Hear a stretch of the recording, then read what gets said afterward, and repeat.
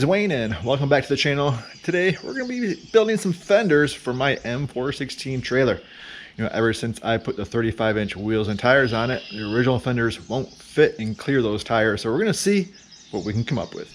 You know, originally I was thinking I would make a cool like tube type fender for the trailer, and I designed one up in CAD because if you've seen other videos, you know I do a lot of CAD design work. So then I sent that CAD file out to a couple of companies. I got a couple of quotes, and they both wanted like $900 to $1,000 to bend up 2 tubes for me. So we're gonna scratch that idea and just keep it really simple. You know, I'm probably gonna just make it out of sheet metal. And with that being said, you know, I don't really plan to take this trailer to do any rock crawling with, so more off-road trails and things like that. So I'm not too worried about a very robust type fender to have on it. But I do think we'll keep the sheet metal for the fender that we build all inside the tire, just in case we do get into any tight spots. You know, the fender will be just inside and the tire would rub before the fender will. So first thing we're gonna do though is get the wheel off. We can cut these mounts off and figure out where we're gonna relocate those, because again, the original fender is actually gone. It was in rough shape. And these are gonna have to be moved out, and I wanna move this one up as high as it can go. So let's get the wheel and tire off and lop these off. Oh man, so heavy. So now the fun task of cutting welds. So these are welded on there pretty good. We got some nice long beads that we're gonna have to cut off. The tool that I found that works best for these is just an angle grinder with either like a carbide blade, or this is like a diamond tip blade, which cuts through metal and welds pretty quick. The key is just not to cut through the sheet metal, right? We just want to get it really close. And then what I can use, come in here with a pair of pliers or vice grips and try to bend it off. But you don't want to cut through this sheet metal. So we're going to go make some noise and grind out some welds.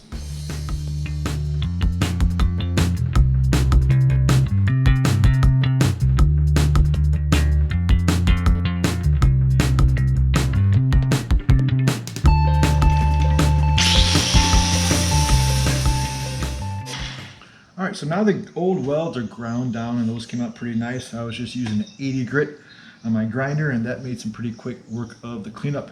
But now we need to figure out where we're gonna put the new sheet metal and how high we can go. It'd be nice if we could come all the way up to this little body line here, this crease. But if we did, we wouldn't be able to get that bolt in that's used on that bolt bracket. So we'll have to probably go down a little bit, maybe a ½ inch or so, and figure out where our top piece of sheet metal will locate that top bracket. So here's the sheet metal I picked up for the fenders. This is, you know, enough metal for one fender, obviously, but this is 16 gauge. It's roughly 60 thou thick, so it's going to give it some good strength and it won't be real flimsy. And as far as the length, the top panel is going to be 20 inches long, and these are all 11 inches wide. Now the front and rear legs, let's call them, they're 16 inches long. They don't need to be quite as long as the top panel. And this is all just based off my measurements, what I measured for my trailer with these tires, and give me the clearance that I want around those 35-inch wheels and tires. And I actually did this first in CAD, which I already showed you. That way I can get a good idea and figure out what these panels need to be. But if you don't have CAD, you can always do these in cardboard too. You can figure all this stuff out. And then these are 1-inch strips, and here I thought it would be cool to make a little flange on the outside edge. Now rather than going to a straight 90 that would angle down into the tread, which I don't want to do, my plan is to do a 45 flare these out, this outward edge. So the other thing I think I want to do is on the front and rear edge of these dog legs, I think I want these tapered down 2 inches. So the front is going to be 11. I'm thinking the bottom is going to be 9. So I think that'll give a real nice look. And then what we got to figure out is where we want to put the center bracket on the tub. And once we figure that out, we'll drill a hole in the sheet metal, get this tacked in place, and actually bolt this panel just by itself onto the tub. And then we're going to figure out the angles. Now the angles I've calculated are right about 53 degrees for these front and rear legs. So we'll get this all bolted in, and then figure out where the brackets need to be for the front and rear legs. But first, let's figure out where the top one needs to be.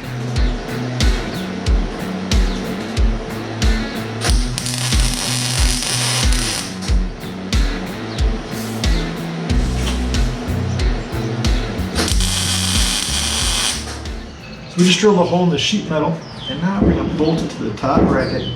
Now we can figure out our angles and where our next two brackets need to be. All right, so now I have my two other brackets put in place, and the way I did that is I actually used up some painter's tape to figure out the angles that I had in CAD and just duplicated that out here. Threw a couple of tacks in, and I'm hoping I'm happy with those. So now we're going to cut my wings. Like I said, I'm going to call these the wings of the fenders, and I just, again, this is a 2-inch offset. So it's going to go from 11 inches down to 9 inches, and we just got to cut these. So I just threw my legs on the front and back of the fender. I drilled the holes for the brackets, and it's just held in place right now with tape, and I was able to double check my angles with my angle finder, and you know what? It's really close to what, again, I had on CAD, and I'm really liking it. I did throw the tire up in there just to get a look, and I'm happy with it. So what I think we're going to do is come in, put a couple of tacks on the sheet metal here, and then we'll start working our flanges.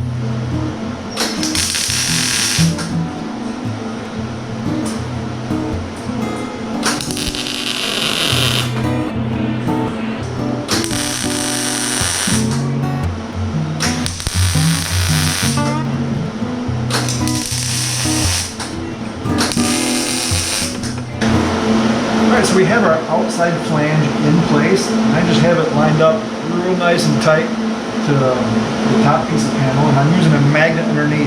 That's going to set my 45 degree. And what I like to do is I can put a little bit of painter's tape, again, on each end, not at the very end though, because I want to be able to put a good tack right there, and we'll put a few in the middle, and then we'll move on to our side flanges. And we will have to come back. We're going to put a little angle cut here. I don't know what that's going to be yet, but I'm going to try to slide the other flange on the magnet. We're trying to figure out where that angle cut's going to be, and we'll snip those later, probably with some little hand shears.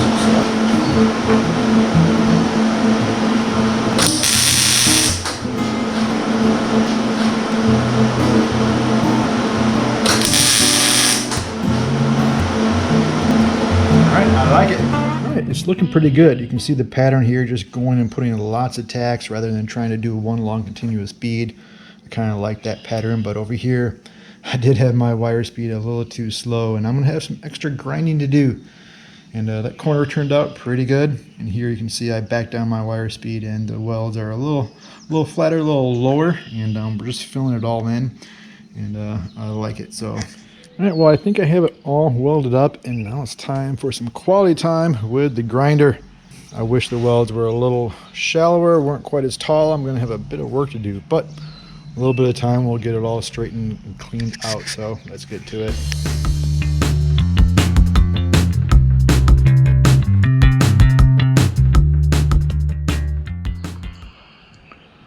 Ooh, boy, that was a lot of grinding. That took me about an hour just with the grinding disc, but you know, I'm real happy with how it looks. I couldn't find any pinholes so far, but I'm sure I'll find a few once I get it further sanded down. So what we're going to do now is hit it with the 80 grit. So we're going to swap out the old grinding disc with an 80 grit and get it cleaned up even better and smoothed out. And one thing when I'm doing with the grinding disc, grinding welds down, I really just focus on the flats. I try to stay off this radius. I like to soften that up, but I won't do that with the grinding disc. I'll do that with my 80 grit wheel. So we'll come back and put the 80 on and smooth her out. And what a difference, just 10 minutes with the 80 grit on here, and it looks so much better. Looking fantastic. But what did I find though? I did find a couple little pinholes. We're gonna have to touch those up. Bummer. I was hoping to be done with the grinding disc, but overall again, super loving with the results so far. So a little bit of work, a little bit of sweat, elbow grease. These things are looking pretty good. All right, so we have everything ground down with 80 grit, but now I want to put a nice radius on a sharp corner because we don't want that cutting our leg while we're working and walking around this thing. So we just marked that out. Actually, we used a big socket to get that radius. Now we're going to just quickly sand that down with the 80 grit.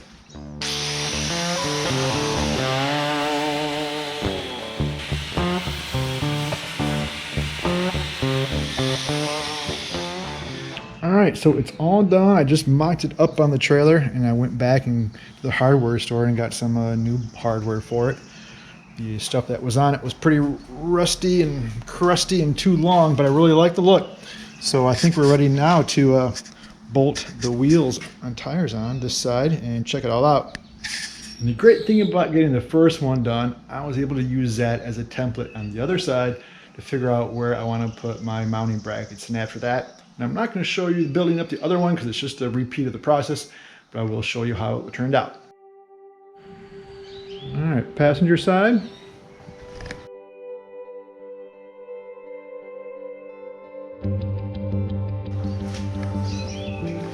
And driver side.